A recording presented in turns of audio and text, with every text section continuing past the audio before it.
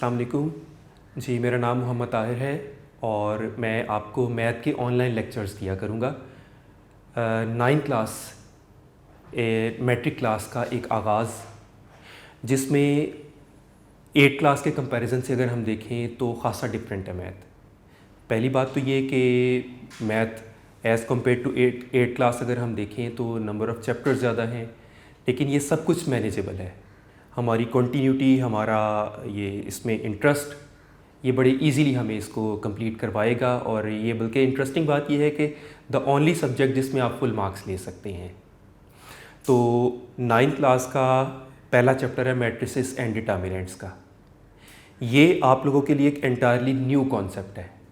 Interesting बात ये है कि ये क्वाइट इजी है, बहुत इंटरेस्टिंग है, आसान है, लेकिन ये एक नया कॉन्सेप्ट है आप लोगों के लिए। इससे रिलेटेड आप लोगों ने 8th क्लास तक कुछ भी नहीं पहले पढ़ा हुआ। तो स्टार्ट करते हैं हम अपने चैप्टर 1 से, matrices and determinants. Matrices is a plural of the word matrix. Matrix को डिफाइन करने से पहले मैं थोड़ा एक्सप्लेन करता हूँ why do we need matrix और मैट्रिसेस, हमें इसकी ज़रूरत क्यों पड़ती है। एक्चुअली प्रैक्टिकल लाइफ में हमें बहुत सारी ऐसी सिचुएशंस को फेस करना पड़ता है कि जहाँ पर बहुत ज़्यादा वेरिएबल्स इन्वॉल्व होते हैं। आप लोगों को याद होगा 8th क्लास तक आप लोगों ने क्वेश्चंस कुछ इस तरह से किए हुए हैं, जिसमें 2 इक्वेशंस में 2 वेरिएबल्स होती थी जिनको आप साइमल्टेनियसली सॉल्व करते थे। कंपैरिजन से, सब्स्टिट्यूशन से, क्रॉस मल्टीप्लिकेशन से, what ever the method is, आप उन्हें इस तरह सॉल्व करते थे कि आपके पास अननोन वेरिएबल के आंसर्स आ जाते थे। लेकिन आपको थोड़ा सा मैं अगर रिमाइंड करवाऊँ कि जितने हमारे पास वेरिएबल्स होते थे, एटलीस्ट उतनी इक्वेशंस होंगी तो वो सॉल्व हो सकते थे। सपोज अ सिचुएशन जिसमें आप कोई 40 वेरिएबल्स अज्यूम करते हैं, तो क्या 40 इक्वेशंस आपको सॉल्व करनी पड़ेंगी? This is quite difficult. मैं 40 वेरिएबल्स की भी एग्जांपल दे देता हूँ। सपोज़ अ पर्सन ए, उसकी आइसक्रीम फैक्ट्री है। जैसे कि आजकल रमज़ान चल रहा है, उसको आगे ईद के लिए आइसक्रीम का ऑर्डर मिला है। अब वो ऑर्डर क्या वो पूरा कर सकता है कि नहीं कर सकता, he has to check his feasibility. अब उस ऑर्डर के मुताबिक उसको चेक करना है। उसे चेक करना है कि उसके पास लेबर कितनी है, अ वेरिएबल। उसे चेक करना है उसकी मशीन्स कितनी है, अनदर वेरिएबल। उसे चेक करना है कि उसकी मशीन कितने आवर्स तक कंटिन्यूसली वर्किंग कर सकती है, अनदर वेरिएबल। उसे चेक करना है इलेक्ट्रिसिटी आवर्स क्या उसको कंज्यूम करने हैं, अदर वेरिएबल। उसे ये चेक करना है कि उसका रॉ मटेरियल कितनी टाइप्स का आएगा और उनकी फर्दर क्या क्या कैटेगरीज होंगी, अदर वेरिएबल्स। उसे ये चेक करना है कि उसे आइसक्रीम की कितनी टाइप्स प्रोड्यूस करनी है, stick ice cream, cup ice cream, flavours कितने, बेशुमार वेरिएबल्स। अब ये उसके बाद उसे ये चेक रखना है कि उसे ये सारा कुछ करने के बाद कॉस्ट क्या होगी, मार्केटिंग कैसे करनी है, उसको लॉन्च कैसे करना है, सेल्स कैसे होगी। ये सारे बेशुमार वेरिएबल्स हैं जिसको उसे पहले कैलकुलेट करके सॉल्व रखना पड़ता है। फिजिबिलिटी आएगी तो वो उसके अकॉर्डिंगली ऑर्डर लेगा। अनदर सिचुएशन देखते हैं। अब इतने सारे वेरिएबल्स उसके पास हैं, तो वो सारे वेरिएबल सॉल्व करने के लिए जो टेक्निक्स यूज़ की जाती हैं वो ऑर्डिनरी कैलकुलेशंस करने नहीं बैठा जाता, उसके लिए मैट्रिसेस की टेक्निक्स यूज़ की जाती हैं मैनी टाइम्स। इसी तरह एक इंजीनियर की एग्जांपल लेते हैं। एक इंजीनियर को एक ब्रिज कंस्ट्रक्ट करना है। अब ब्रिज की कंस्ट्रक्शन के लिए उसको भी पहले फिजिबिलिटी रिपोर्ट बनानी है।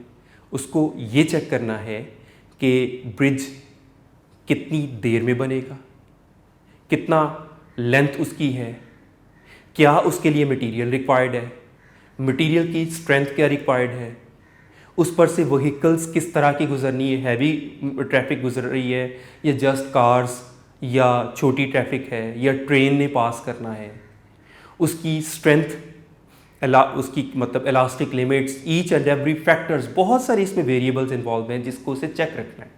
चेक रखने के बाद उसकी फिजिबिलिटी ये दे सकता है। तो डेली लाइफ में ही ये बहुत सारी सिचुएशंस हैं, जितने बड़े प्रोजेक्ट्स होते हैं उन सबको पहले चेक रखना पड़ता है। A lot of variables involve होते हैं उनमें।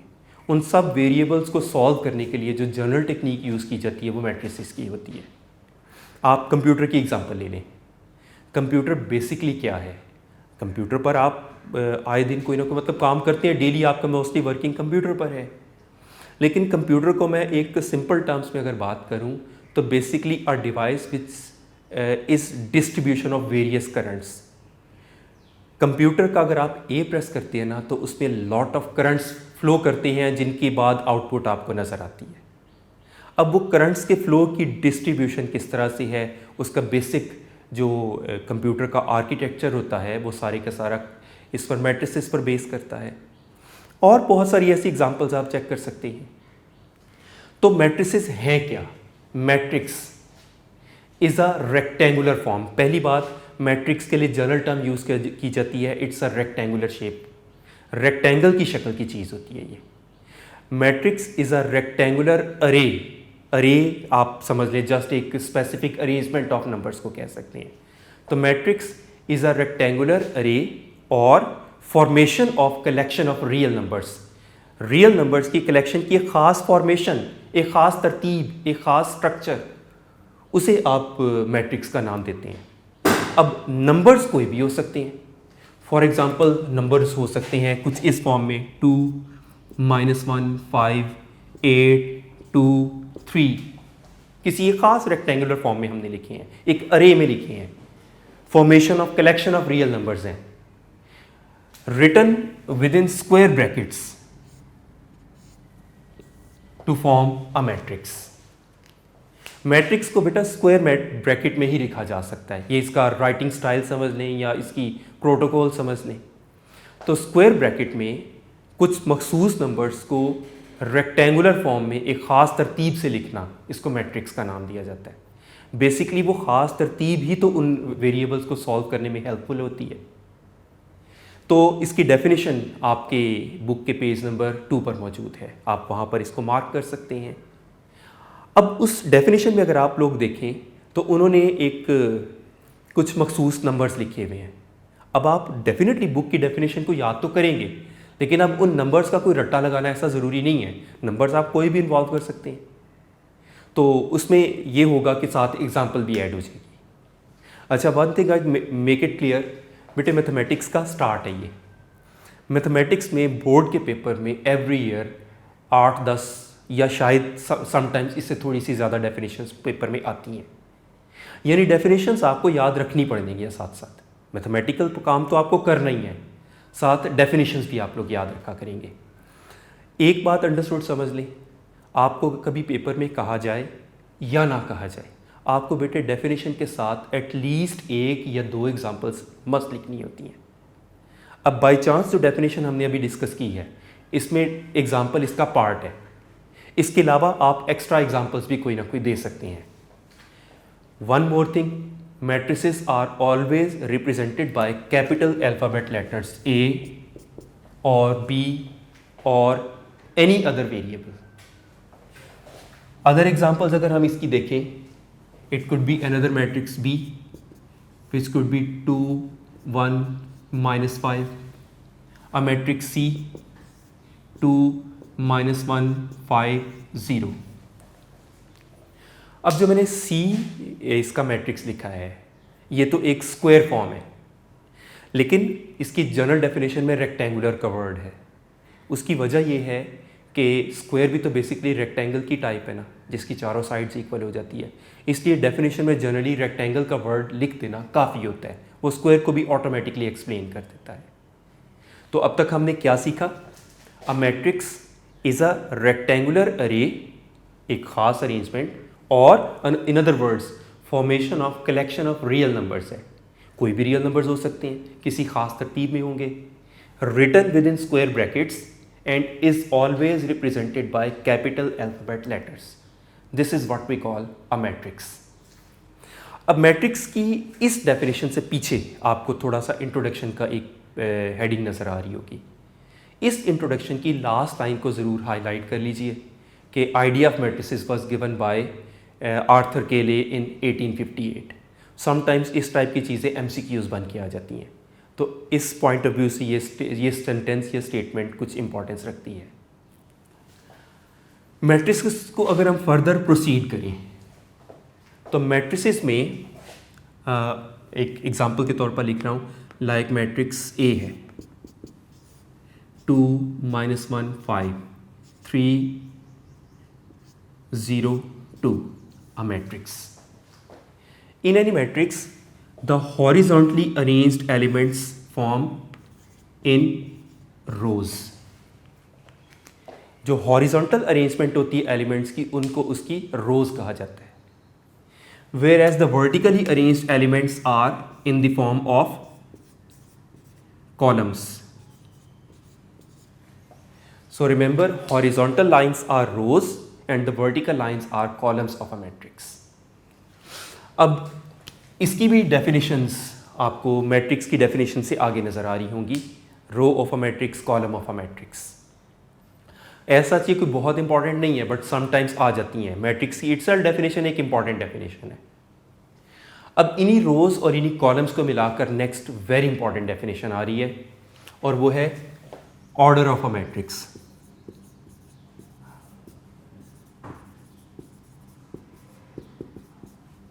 इसको प्रॉपर डिफाइन करने से पहले मैं कुछ एग्जांपल्स इसमें ऐड करता हूँ. Like matrix B -2 5 1 3 0 8.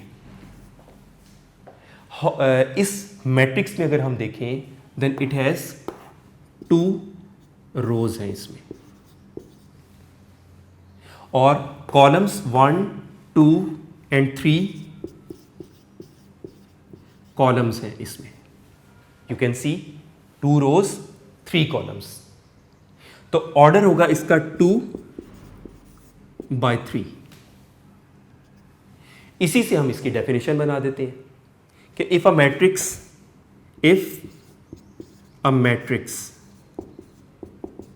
M has m number of rows and n number of columns.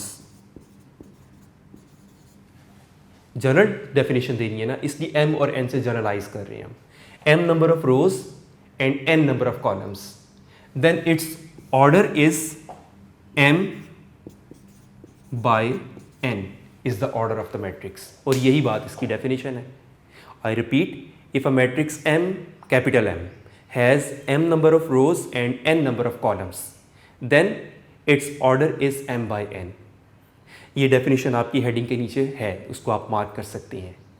उससे पीछे लिखा हुआ है the number of rose and columns of a matrix determine it's order.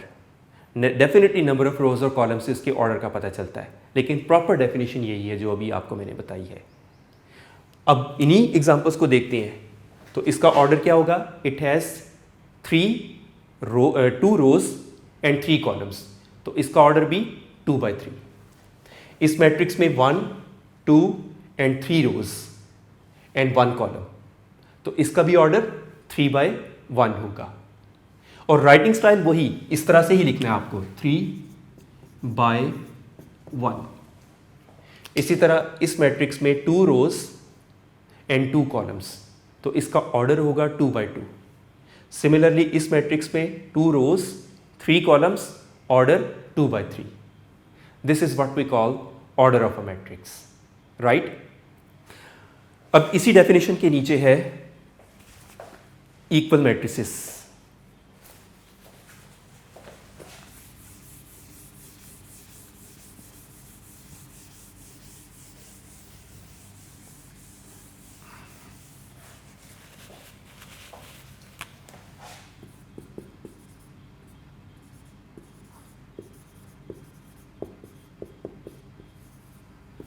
Next definition, very important definition.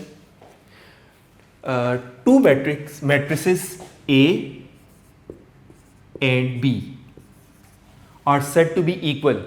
ये उनका symbol होगा. A is equal to B if number 1 condition. इसकी 2 conditions हैं. ये कंडीशन ही एक्चुअली इसकी डेफिनेशन है. The order of matrix A is equal to the order of matrix B. दोनों मैट्रिसेस का ऑर्डर सेम होना चाहिए. सेकंड कंडीशन है their corresponding entries are same. For example, matrix A है 2 -1 3 5. Another मैट्रिक्स B है 1 + 1 5 - 6 4 - 1 2 + 3.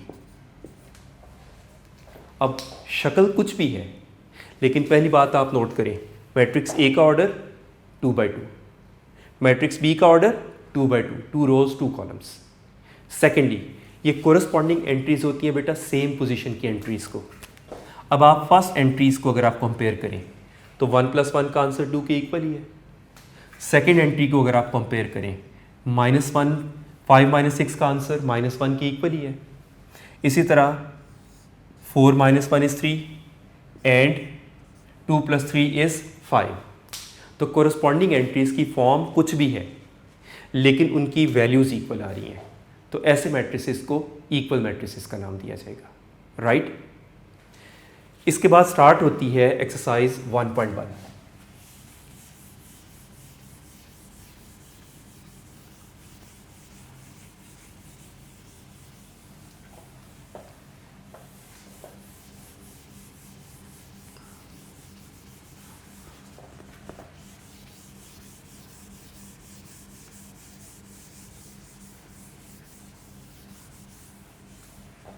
Exercise 1.1 बस इन्हीं चीज़ों को, इसी नॉलेज को के लिए है. इसके फर्स्ट 2 क्वेश्चंस तो सारे वो इससे रिलेटेड ही है, ऑब्जेक्टिव टाइप ही हैं. आपको बस टाइप ऑफ मैट्रिसेस ही बताना है, आप इजीली बुक पे भी कर सकते हैं. जो लास्ट क्वेश्चन है वो उसका सॉल्व करने वाला है, तो वो किसी हद तक शॉर्ट क्वेश्चन के लिए हम कह सकते हैं, लेकिन रिमेनिंग क्वेश्चन ऑब्जेक्टिव टाइप में ही आने वाले हैं. तो फर्स्ट क्वेश्चन अगर आप देखें इसका, question number 1, find the order of the following matrices.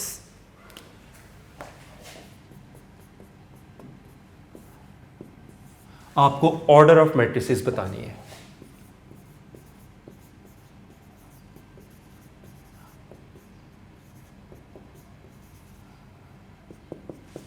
First part है इसका, द मैट्रिक्स A 2 3 -5 6.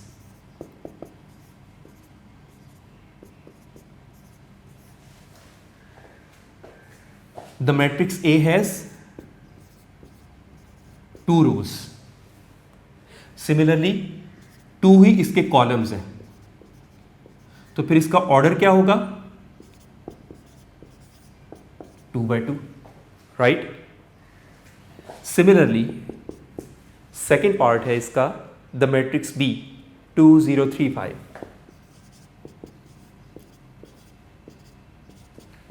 इसमें भी 2 रोज है इसकी एंड 2 ही इसके कॉलम्स हैं, तो ऑर्डर क्या होगा? 2/2. इसी तरह मैट्रिक्स C है 2 4.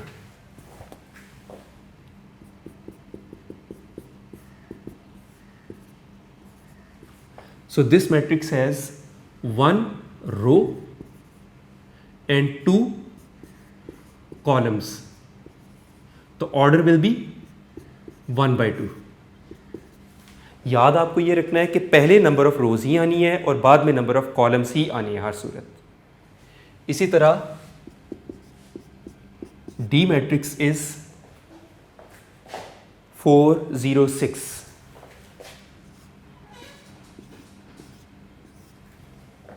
This matrix has 3 rows and 1 column. The order will be 3/1, right? And the matrix E,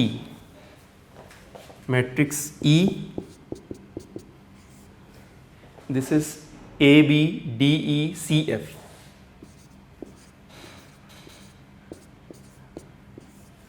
This matrix has 3 rows and 2 columns. The order is 3/2। तो इस तरह से हम मैट्रिसेस का ऑर्डर बता सकते हैं। नेक्स्ट मैट्रिक्स है F।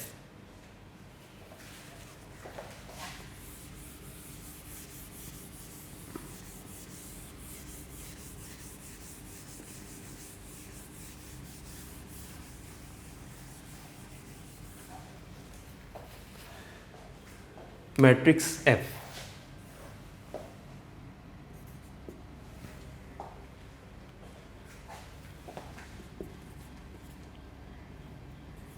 six part. It has one row and one column. So the order will be 1 by 1. उसके बाद मैट्रिक्स G है,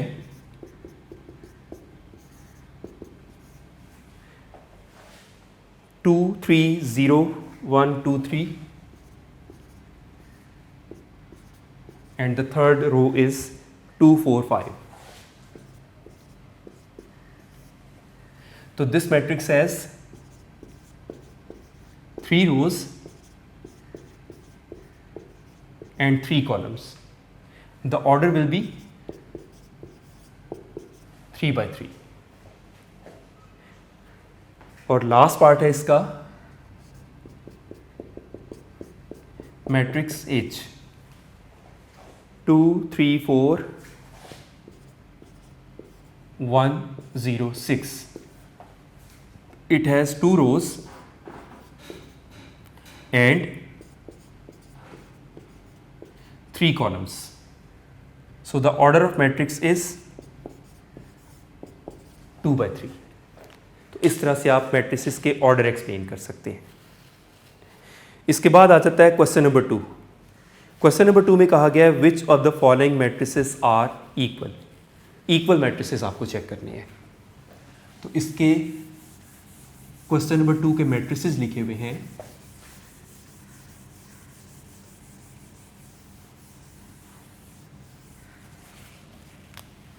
क्वेश्चन नंबर 2 में आपको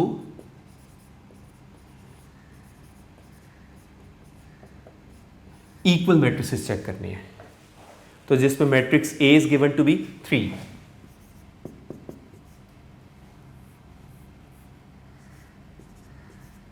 matrix B is 3 5, matrix C is 5 -2, matrix D 5 3,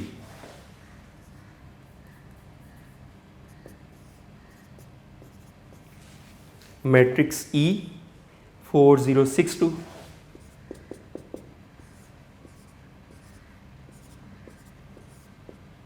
matrix F 2 6, matrix G 3 -1 and 3 + 3.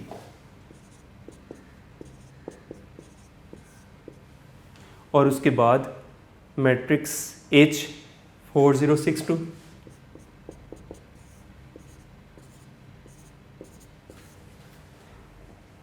Matrix I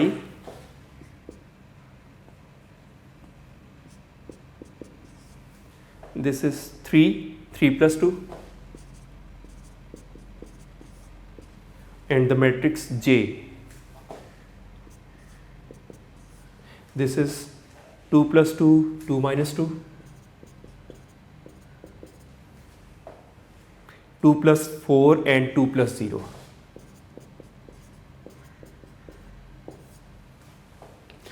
अब अगर हम देखें matrix A, तो मैट्रिक्स A जैसा ऑर्डर मैट्रिक्स C का है 1 by 1, this is also 1 by 1। और कोरिस्पॉन्डिंग एंट्रीज देखें तो इसमें 3 है, इसमें 5 - 2, तो 5 - 2 भी तो 3 ही है। So we can say matrix A is equal to the matrix C। दोनों कंडीशंस इसकी फुलफिल हो रही हैं। उसके बाद मैट्रिक्स B 3 5 और D ऑर्डर ज़रूर सेम है लेकिन कोरिस्पॉन्डिंग एंट्रीज बिल्कुल इनकी ऑपोजिट है। उसके कंपैरिजन से B और आई को देखें तो ऑर्डर भी सेम है और कोरस्पॉन्डिंग एंट्रीज भी सेम है, 3 और 5 भी बन रही हैं। So matrix B is equal to matrix I. उसके बाद matrix E, H and J, तीनों के ऑर्डर 2x2, ये भी 2x2 और ये भी 2x2। कोरस्पॉन्डिंग एंट्रीज 4062, 4062 और ये भी 4062। So we can say matrix E is equal to matrix H is equal to matrix J and finally matrix F और मैट्रिक्स G, इनका ऑर्डर सेम है 2x1 और इसका भी 2x1 और कोरस्पॉन्डिंग एंट्रीज भी इक्वल है। So we can say the matrix F is equal to the matrix G। तो इस तरह से ये थ्योरेटिकल क्वेश्चंस कंप्लीट हुए जो आपको जस्ट एक MCQ के तौर पर मैक्सिमम आ सकते हैं। इसका क्वेश्चन नंबर 3 एक प्रॉपर सॉल्व करने वाला क्वेश्चन है। तो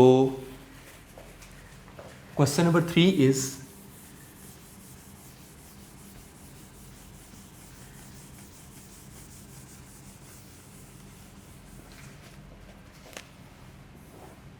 क्वेश्चन नंबर 3। क्वेश्चन नंबर 3 में रिक्वायर्ड है find the values of A, B, C and D। Unknowns हैं B, C and D and we are given the matrices A plus C, A plus 2B, C minus 1 and 4D minus 6 is equal to the matrix 0 minus 7, 3 and 2D। अब आपको to matrices equal खुद given है और equal matrices की characteristics का आपको पता है कि two matrices are equal if their order is same. वो तो हमें वैसे भी नजर आ रहा है 2x2 का ये भी मैट्रिक्स है, 2x2 का ये भी मैट्रिक्स है। और सेकंड कंडीशन एक्चुअली इसको सॉल्व करवाएगी और सेकंड कंडीशन थी and their corresponding entries are equal. तो as the given matrices are equal, so first element को फर्स्ट एलिमेंट से इक्वेट कर देंगे। A plus C is equal to 0, this is supposed to be first equation। Second entry की equal, A plus 2B is equal to -7, this is supposed to be second result, second equation। C minus 1 will be equal to 3, third one, and the fourth one is 4D minus 6 is equal to 2D। this is supposed to be 4। अब ये चारों equations को हमें solve करना है तो इन unknown A, B, C और D के आंसर्स आ जाएंगे। फर्स्ट और सेकंड से हम स्टार्ट नहीं ले सकते बिकॉज इसमें भी 2 अननोन्स हैं और इनमें से हमारे पास कोई एक की भी वैल्यू नहीं है। इसमें भी 2 वेरिएबल्स हैं। हाँ, 3 और 4 में से किसी से भी आप स्टार्ट ले सकते हैं। इसमें भी 1 वेरिएबल है, इसमें भी 1 अननोन है। तो चलिए हम फोर्थ इक्वेशन को सॉल्व कर लेते हैं। Solving fourth equation. और सॉल्विंग का मीनिंग वही ट्रांसपोजिशंस जो आप जूनियर क्लासेस में भी करते रहे हैं कि वेरिएबल्स को आपने एक साइड पर एक्यूमुलेट करना है, कांस्टेंट्स को अदर साइड पर। तो उसके लिए 4D, ये राइट साइड का 2D लेफ्ट पर आके माइनस हो जाएगा और लेफ्ट का -6 राइट पर जाकर पॉजिटिव हो जाएगा। This will be 2D is equal to 6, 4D minus 2D is remaining 2D। अब ये 2 दूसरी साइड पर जाके डिवाइड हो जाएगा तो D will be 6/2। तो the answer of D is 3। तो एक वेरिएबल का आंसर इस तरह से आ जाता है। उसके बाद थर्ड इक्वेशन को सॉल्व करते हैं। तो थर्ड इक्वेशन में 1 इस साइड पर माइनस है, राइट पर जाके प्लस हो जाएगा। तो C का आंसर आ गया 4। इसके बाद C की इस वैल्यू को अगर हम फर्स्ट इक्वेशन में पुट कर दें तो A का भी आंसर आ सकता है। Putting value of C in first equation, तो first equation was A plus C की जगह पुट करेंगे 4। अब लेफ्ट पर ये 4 प्लस है, राइट पर जाके माइनस हो जाएगा, तो A का आंसर आ जाएगा -4। अब A की इस वैल्यू को सब्सटीट्यूट करते हैं हम सेकेंड इक्वेशन में to get the value of B। Putting value of A in second equation, और वो थी A की जगह हम पुट करेंगे -4 plus 2B is equal to -7। ये 4 राइट पर जाके प्लस हो जाएगा and 2B will be equal to -3 and the value of B is -3/2। इस तरह से ये एक्सरसाइज आपकी कंप्लीट हुई। आपका इसमें अब करने वाला काम ये है कि आपको ये 3 डेफिनेशंस तो बहुत अच्छी तरह आनी चाहिए। मैट्रिक्स की definition, order of a matrix की डेफिनेशन और इक्वल मैट्रिसेस, ये तीनों आपको बहुत अच्छी तरह आनी चाहिए। एक्सरसाइज आई एम श्योर कि आप लोगों को वैसे ही काफ़ी हद तक आ चुकी होगी। आपको क्वेश्चन नंबर 1 और 2 तो हो गए ऑलमोस्ट। आपको क्वेश्चन नंबर 3 को आपको अपने कॉपीज़ में रिटन प्रैक्टिस करने की ज़रूरत है।